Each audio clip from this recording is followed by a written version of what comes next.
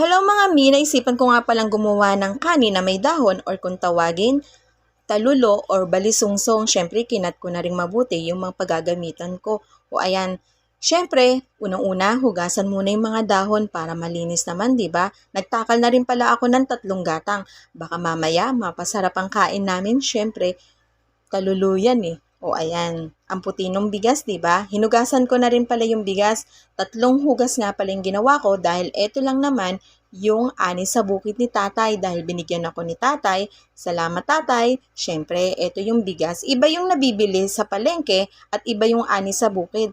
At eto, tingnan nyo yung katas. Grabe, kala mong gatas, di ba? Magagamit din nga pala yan, katas na yan, sa pandilig ng halaman dahil ito lang daw yung masustansya para sa mga halaman. O ayan, puting-puti, di ba? Nag-add na rin pala ako ng asin para mas malasa at para masarap kumain. Syempre, lagyan ng betchen para mas okay ang lasa, di ba? Wala nga palang mantika, kaya nakalimutan ko. Syempre, haluin kong mabuti para mas maganda at balance yung lasa niya para mamaya. Naglagay na rin pala ako ng dahon para hindi dumikit yung kaning talulo sa kaldero. O ayan, inumpisahan ko na talaga. Syempre, ang sarap din naman kasi ng talulo, di ba? Taas ang kamay kung sino kumakain yan. Wow, ang sarap niyan. Grabe, ang partner niyan, menudo, kaldereta, or yung may mga sauce na mga ulam. Syempre, inumpisahan ko na, di ba? Ganyan lang naman yung paggawa ng talulo or balisungsong na kanin. O ayan, tiyaga lang pero ang sarap pagkatapos at pagkaluto niyan. O di ba, ang sarap? Ganyan lang ang paggawa niyan mga kainday. Baka mamaya, mapasarap ang kain ni Jaime. Psst, huwag maingay.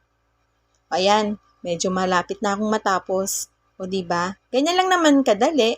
Minsan mahirap din naman yung para sa iba, mahirap gawin yan. Pero para sa akin, okay na okay. Basta mamaya, wow, ang sarap ng kain namin yan. Ayan, mamaya-maya lagyan ko na rin siya ng tubig. Yung tubig nga pala niya na ilalagay kung ilan yung gatang ng bigas, ganun din yung tubig. Mag-add lang din naman ng konting tubig kasi na-absorb ng dahon yung katas niya. O ayan, puno na siya. O di ba? Nakakatuwa na nakagawa na ako ng isang kalderong talulo, kulang na lang ulam. Ulam na lang yung lulutuin ko mamaya para mamaya may tanghalian at may panghapunan na kami. O, di ba? Takpan ko na rin muna pala ng dahon. Ayun yung mga extra dahon. Syempre, nilagyan ko na rin ng 3 takal na tubig plus kalahating tubig. Yan din naman pala yung ginamit kong pantakal para sa bigas at eto yung para sa tubig para mag-balance siya at para hindi mahilaw yung kanin sa loob ng dahon. Nakalimutan ko nga palang lagyan ng mantika pero para sa inyo, lagyan din naman ng mantika or pwede rin namang hindi. O ayan, nakita niyo yung tubig, medyo umapaw na. Kailangan maapaw siya dun sa tubig. Paano mga kainday? Bye! Thank you for watching!